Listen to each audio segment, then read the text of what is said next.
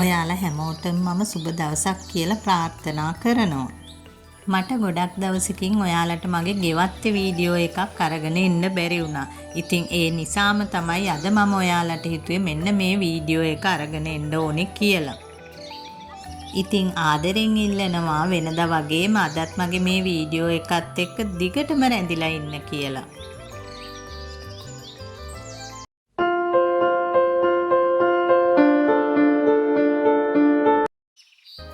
ඔයාලා මගේ මුල ඉඳන්ම වීඩියෝ බලන කෙනෙක් නම් ඔයාලට මතක ඇති මෙන්න මේ ගස් කොහොමද තිබුණේ කියලා. මීට අවුරුදු 2-3කට කලින් මගේ අතින්ම පුංචිවට හිටවපු මේ ගස්වල මේ විදිහට පළදාව හැදිලා තියෙනකොට ඉතින් මට හරිම සතුටුයි.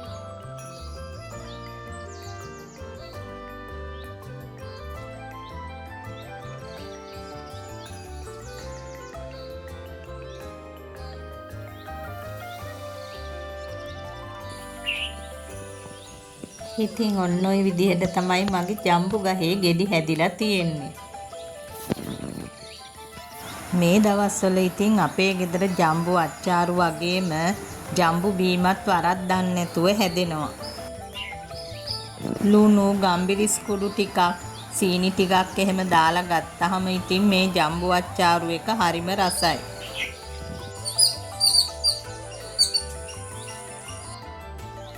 මේ තියෙන්නේ මගේ දොඩම් ගහ. මේක නම් මම හිතුවේ පැණි දොඩම් කියලා. නමුත් ඉතින් හැදිලා තියෙන්නේ ටිකක් ඇඹුලට බොන්න පුළුවන් නාරං එකක් තමයි. නමුත් ඉතින් මේ නාරං එක බීම හදපුවාම හරිම රසයි.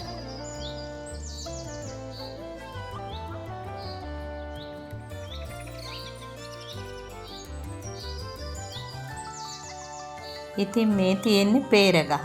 peer ගහෙත් ඉතින් ගෙඩි හැදිලා තමයි තියෙන්නේ. මට ඉතින් මේ දේවල් හිටවන්න පුංචි ඉඩක්නේ තියෙන්නේ. නමුත් ඉතින් ඒ පුංචි ඉඩේ මම කොහොම හරි ඉතින් මට අපිට අවශ්‍ය කරන පළතුරු පැල ටිකක් හිටවගෙන තියෙනවා. මේ තියෙන්නේ නෙල්ලි ගහ. මේකෙත් ගෙඩි හැදුනා. මේ සැරේ නම් තාම ගෙඩි හැදුනේ නැහැ. මම හිතනවා මේ සැරේත් මේකේ ගෙඩි හැදෙයි කියලා. මේ තියෙන්නේ ඇඹරැල්ල ගහ. මේ ගහෙත් ගෙඩි හැදිලා තියෙන්නේ. මේ තියෙන්නේ දෙහි ගහක්. තාම නම් ඉතින් මේකේ දෙහි හැදුනේ නැහැ. මම ඉතින් බලාගෙන ඉන්නවා මේ දෙහි ගහේ ගෙඩි එනකල්. ඉතින් මගේ කරපිංච ගහත් සරුවට තියෙනවා. මේ අස්සෙන් පේන්නේ ඉතින් මගේ කතුරු මුරුංගා ගහ. ඒකත් ඉතින් හොඳට හැදිලා තියෙන්නේ. මේ තියෙන්නේ අනෝද ගහ. මේ තියෙන්නේ මගේ විලාට් අඹ ගහ. මේ ගහ නම් ඉතින් ටිකක් සරුවට හැදිලා තිබිලා මේ ගහ ටිකක් අර ගම් වතුරට අහු වුණාට පස්සේ ටිකක් කොළ හැලිලා දැන් තමයි ආයේ දලු දාගෙන එන්නේ. මේ තියෙන්නේ සැපතිල්ල ගහ. ඉතින් ඒකත් හොඳට හැදුනා. මම මේ හිටවලා තියෙන්නේ නීරමුල්ලිය. නීරමුල්ලිය කියන්නේ ඉතින් ගොඩක් ඖෂධීය ශාකයක්නේ. පරිප්පු එකකට එහෙම දාලා ගත්තාම ඉතින් නීරමුල්ලිය එක හරිම රසයි. මම ඉතින් පුංචිවට එළවලු පැල ටිකකුත් හිටවගෙන තියෙනවා. මුගුණු එන්න, ගොටුකොළ, කංකුම් ඉතින් තක්කලි පැල ටිකකුත් ඒ අතරම තියෙනවා. මේ තියෙන්නේ තක්කලි පැල ටික. ඒකෙත් ඉතින් ගෙඩි හැදිලා තියෙන්නේ දැන්. මීට අමතරව මම මිරිස් පැල, බණ්ඩක්කා, වම්පටු, මෑකරල් වගේ පැල ටිකකුත් හිටවගෙන තියෙනවා.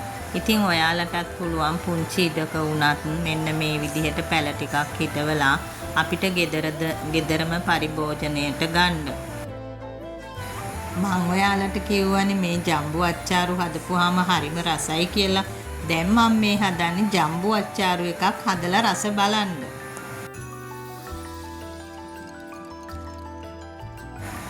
එහෙමනම් අදත් මගේ මේ වීඩියෝ එකත් එක්ක එකතු වුණ ඔයාලට ගොඩාක් ස්තුතියි.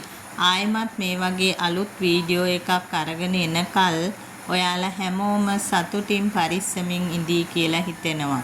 අදට ගිහින් ලැන්නම්. ඔයාලා හැමෝටම මං ගොඩාක් ආදරෙයි. මම දීරුක්ෂි.